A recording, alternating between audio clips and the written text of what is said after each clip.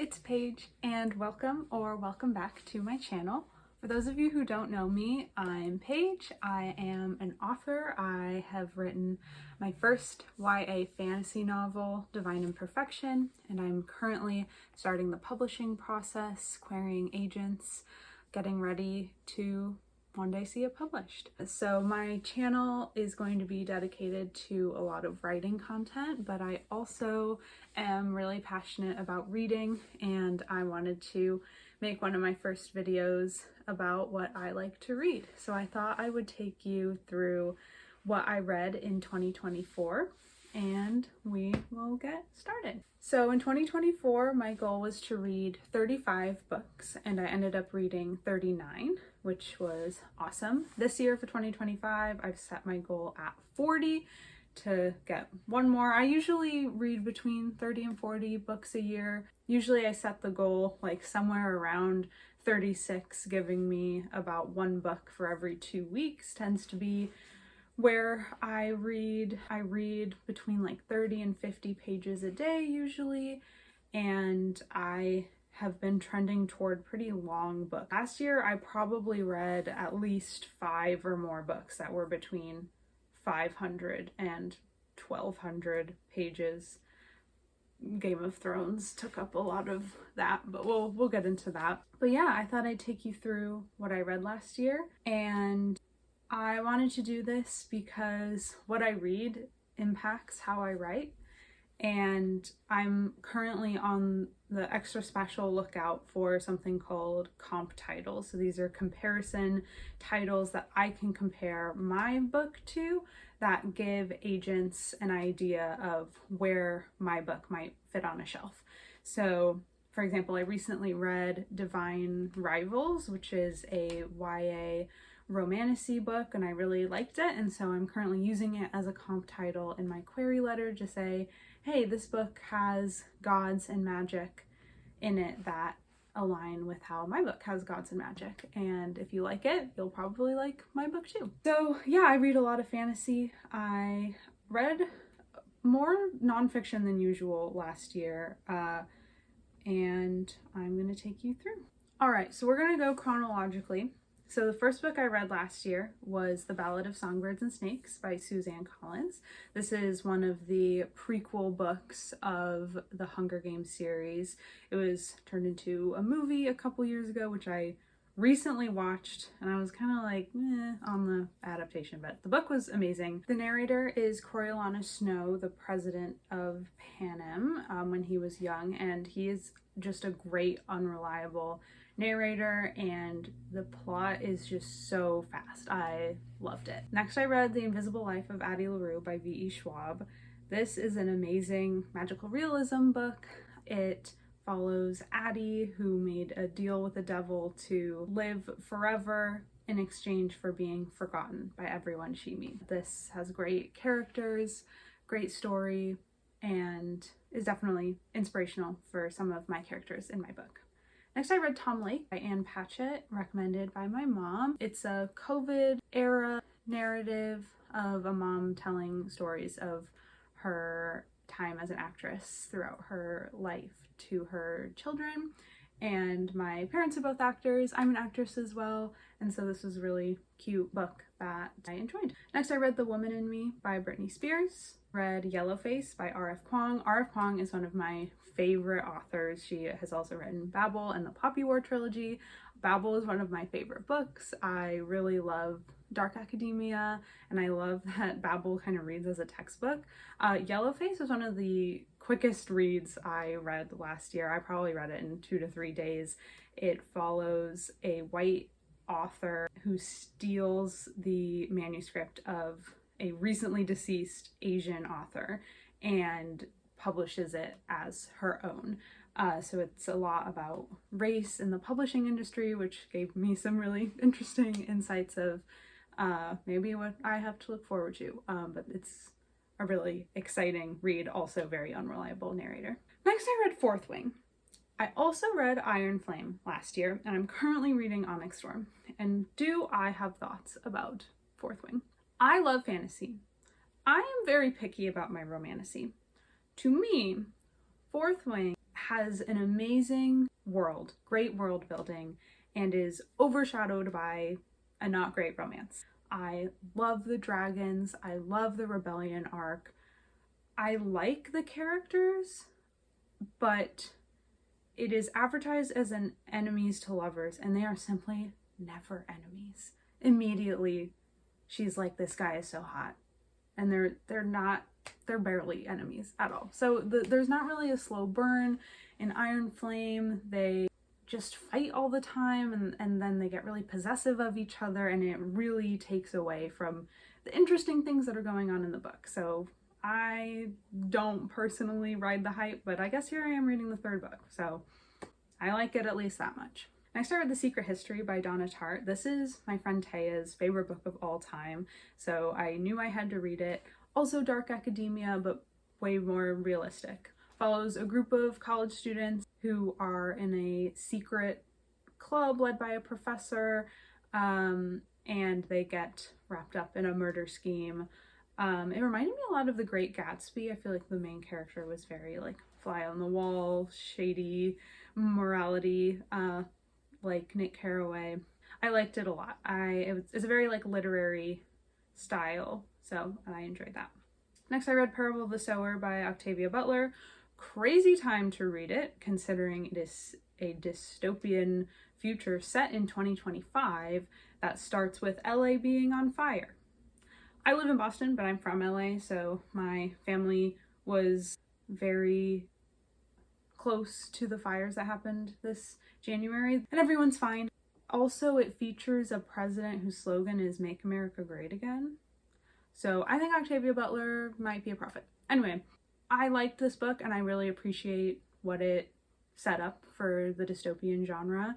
I didn't really like the main character's like superpower. She has like this magical empathy where she feels other people's pain, and I didn't really understand that, or it was just like too obvious of an allegory, and that detracted from the story. I think if it hadn't had magical elements and was just straight dystopian, it would have read a little better for me. But great book, really love Octavia Butler. Next, I read Ninth House by Leigh Bardugo.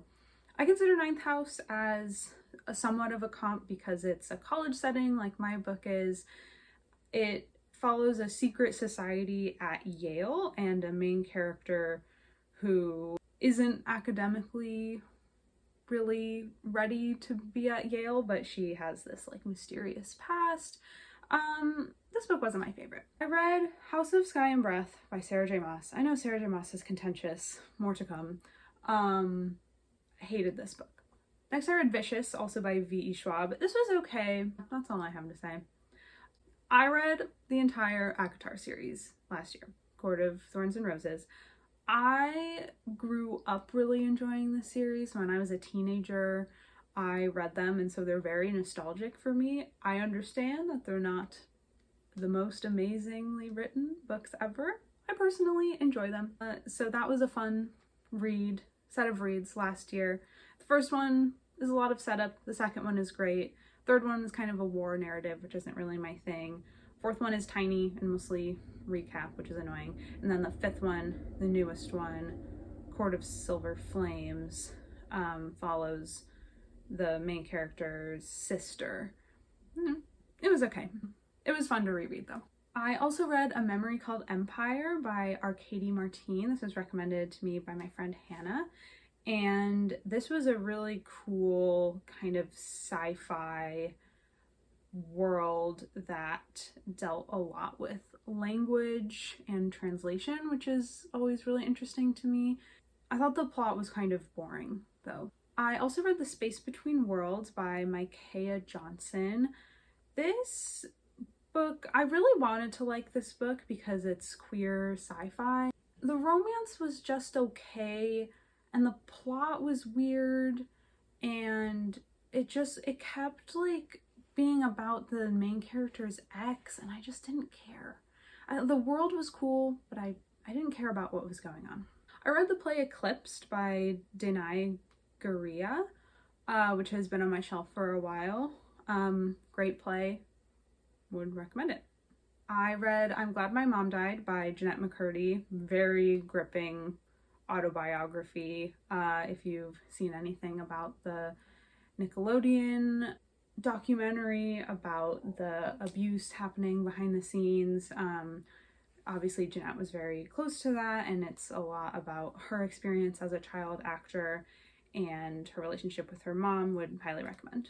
It was kind of like a bonus. I do a lot of like writing guides. I really love The Artist's Way by Julia Cameron. I use a lot of those writing techniques in my daily life. I might make a video about that sometime. I do morning pages, I take artist dates. So another book by her is Write for Life. So I finished reading that kind of workbook style last year. Not quite as good as The Artist's Way. I read The Namesake by Jhumpa Lahiri, and I loved this book. This was a book given to me by my mom as well. Follows Indian immigrant family in Boston, so that was really fun seeing them explore Boston in the 90s, because I live here, and follows their son growing up. And it's great because it goes from the parents' perspective to his perspective, and just really great American immigrant story.